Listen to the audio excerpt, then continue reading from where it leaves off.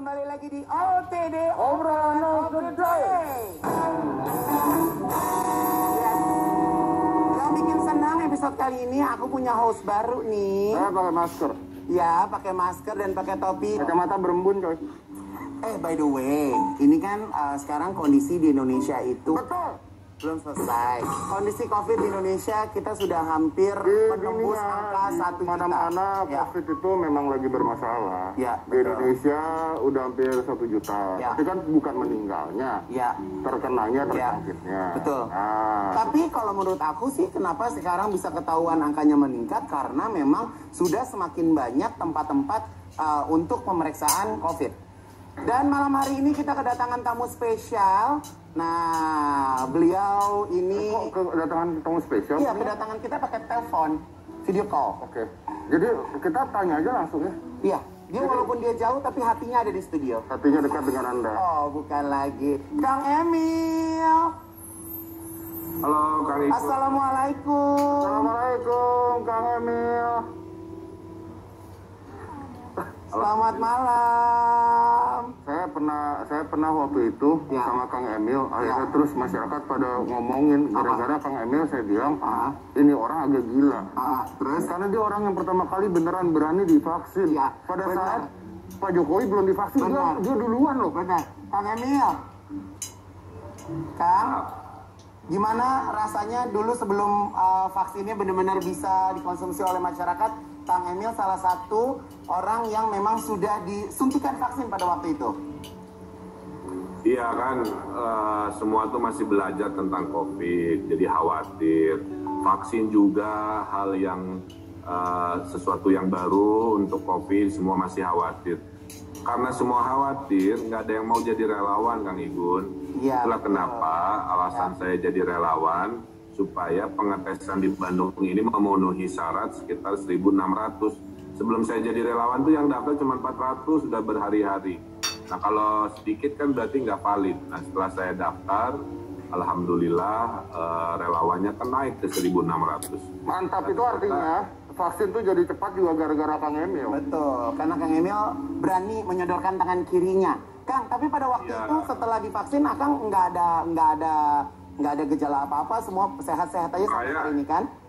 Testimoni saya, gini, kalau orang mau nanya gimana efek ke tubuh saya yang bisa jadi referensi, karena saya udah disuntik 2 kali kan. Oke. Nah, jadi saya sampaikan di sini, yang kerasa itu hanya 2, yaitu pegel, karena kan dia nembus otot ya. Ya. Ototnya jadi pegel 1 jam, membiasakan diri.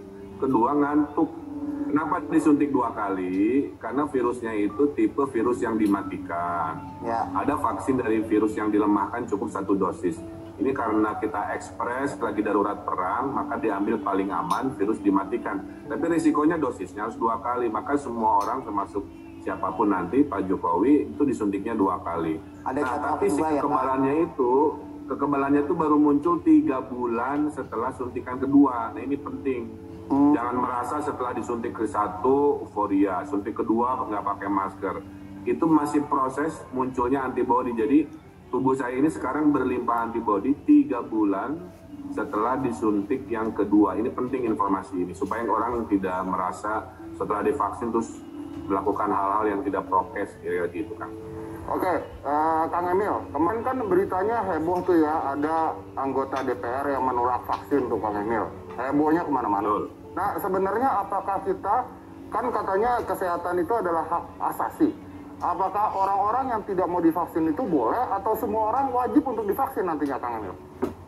Nah ini saya garis bawahi, tidak semua orang bisa divaksin. Orang sakit, orang hamil, menyusui, orang yang sudah survivor COVID, itu masuk kategori tidak bisa divaksin. Jadi kalau ditanya apakah semua? Tidak. Tapi kepada mereka yang sudah ditunjuk dan sehat, itu kalau di zaman normal tidak darurat perang COVID, itu boleh nolak vaksin, itu pilihan. Tapi kalau lagi perang, lagi darurat, Anda yang sudah ditunjuk menolak itu melanggar hukum. Kenapa? Karena Anda dianggap membahayakan keselamatan masyarakat. Nah, oleh karena itu pasal itu ada, tapi sebagai pemerintah kan kita nggak bisa segala urusan kehidupan ini maksa-maksa kan, maka saya sangat senang ada wawancara ini karena ini lagi proses edukasi. Mumpung vaksin lagi untuk nakes sama TNI Polri, belum ke masyarakat. Karena ke masyarakat nanti tahap ketiga, kira-kira begitu. Nah, jadi mudah-mudahan dengan kesadaran, banyak edukasi, insya Allah orang semakin percaya. Karena nggak ada pilihan lain, Kang Igun ya, Mas Dedi. Apalagi coba buat nyelesain ini? Nggak ada. 3M aja nggak pada disiplin. Sekarang dikasih vaksin masih protes. Terus mau gimana bebas dari pandemi? Oke, Kang Emil, tapi ada pertanyaan lagi. Pada saat itu Pak Jokowi mengatakan bahwa vaksin ini gratis, Kang Emil.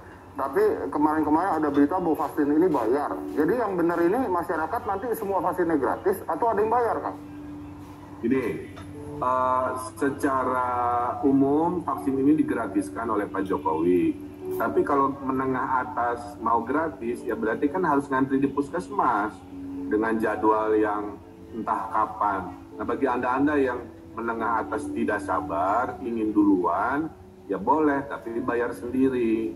Tapi kalau mau gratis bisa, tapi ikut jadwal yang mungkin nanti maaf ya, bulan Agustus dapatnya, apa kebagian bulan Oktober, karena nyelesain nyuntik se-Republik Indonesia ini butuh 300 hari alias hampir 10 bulan kan. Jadi wacana itu diminta oleh kelompok pebisnis, ya negara bilang ya silahkan, tapi jangan mengganggu gratisan yang sudah diantri jadwalnya. Berarti silahkan bayar sendiri di tempat yang nanti diregulasi. Gitu kan, jadi opsi kan. Oke, Kang Emil. Kang Emil, salam untuk istri, happy weekend. Mohon maaf weekendnya diganggu sama kita di sini. Terima kasih banyak atas